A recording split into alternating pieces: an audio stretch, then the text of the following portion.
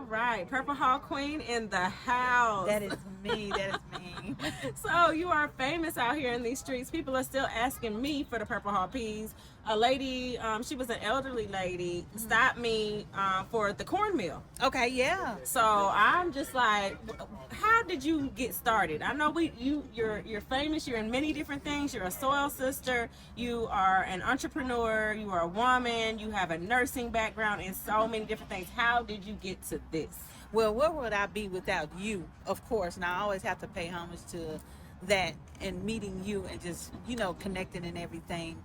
But I started one day, I was at a feed store and I was picking up an instrument for something else that I was doing in balloon decor. And I saw some baby chicks. So I went home with 2 baby chicks. And my daughter was like, Mom, where did you get your baby chicks? So we went back to the feed store and we came home with 6 more baby chicks. I'm from Chicago, knew nothing about chickens or how they laid eggs or anything. So we at home with these chicks in my living room. So we had to take a crash course on raising chicken and poultry. We really liked it, so we just kept it going. We soon realized that a lot of backyard farmers and maybe even local mom and pop farmers, they like to collect their own eggs, because, they're seniors, they on fixed income, but they wanted already laying hens. So we enjoyed raising the chicks from chicks, and we would, share those already laying hens with the neighbors. Then, of course, me being a megapreneur, there we go. There we go with that. So that's basically how it all started. The chickens led to goats. The goats led to my grass being missing in my backyard.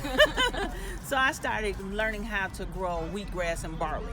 Okay. So they can, their bodies be nourished, they can get their nutrients from there. So the barley, the wheatgrass, I just started dropping seeds. Here come the tomatoes. They rose up, fell down, and just learned how. I just kept dropping seeds until I got it right.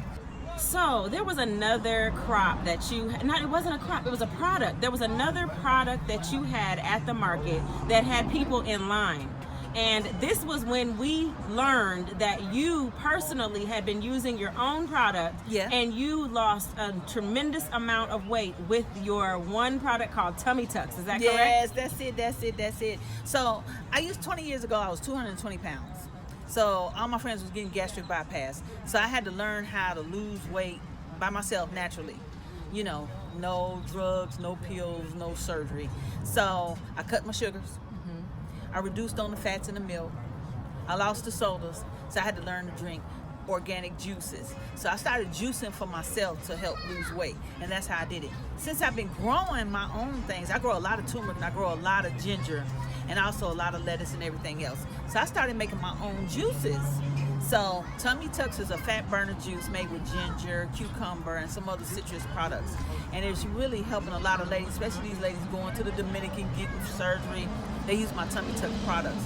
So also, I went on and created 5 other juices because people like juice and they need to juice, and it's raw and organic. I got me a cold press juicer, Omega, and I started making some of the juices. And I only have 5 because I wanted to be juices that summer with a lot of the veggies that I grow myself.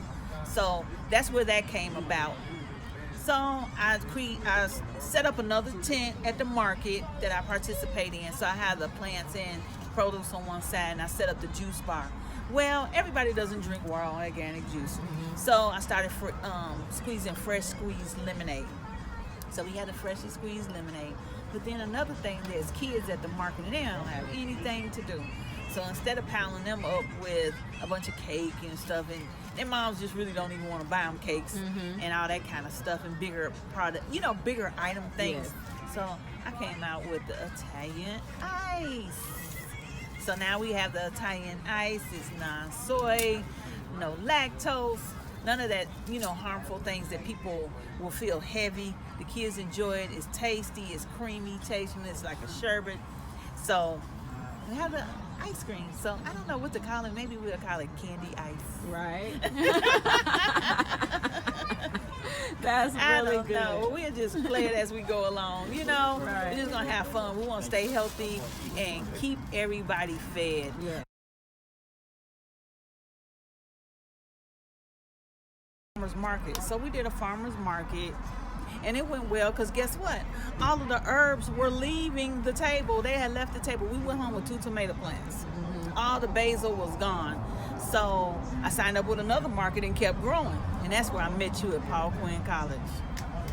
So of course, you know, I just really wanted to, I had a vision to like become a plant nursery. So after that, I was just dropping more seeds. But guess what I learned at Paul Quinn? What? You remember that farm manager there? Yes. He said he did not want to. He said he was sick of them purple hull peas, and Yes. he said he was done with them. And I was like, oh, really? And I know because I've grown purple hull pea transplants. Purple hull peas is a 60-day crop. Yes. In 60 days, you got a meal. And then 2 weeks later, you got another meal. So you got another whole crop is successful.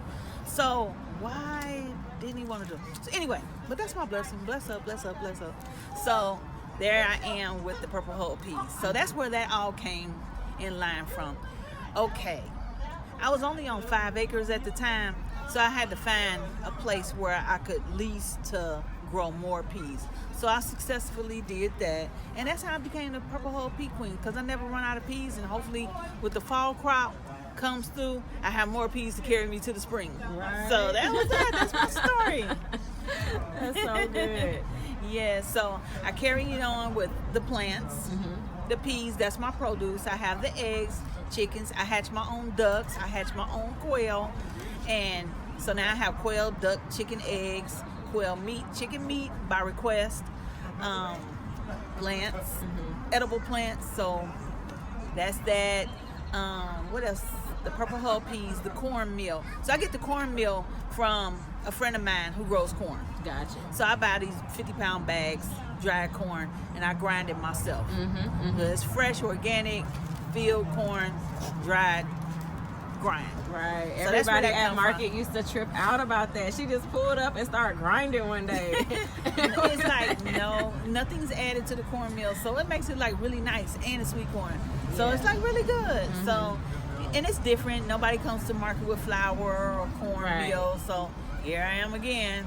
But it'd be nice to be known as the queen of cornmeal. Yeah. I mean, you could be the queen of Southern meal because literally Southern meal. Yeah. Because you have the purple hull peas and you have the cornmeal and you have, the meat and, Yeah. So ultimately you have successfully created our demographic. The southern sector of Dallas has access through you to a meal. Most definitely. A staple meal. A staple meal. I have Swiss chard growing on one side of my house, collard greens on the other. I have chicken in the backyard and the plants in the front. We can eat herbs in a salad. Yes. So it's just what it is. I grow microgreens. So there you are. You got a whole salad right there. You have a whole balanced meal. Right. So where can you go wrong? And yes, it's there. And plenty of it. As much as I can grow. Awesome. Thank you so much for your time, for your service. Yes. We will be at various different markets. Please check out Trisha Ray, Patricia Ray, Purple Hull Queen, Purple Hull Pea Queen. At the Dallas Weekly website, you should be able to find her with Soil Sisters and as her own individual entrepreneur, Patricia Ray. Thank you. Yes, thank you for having me. You're welcome.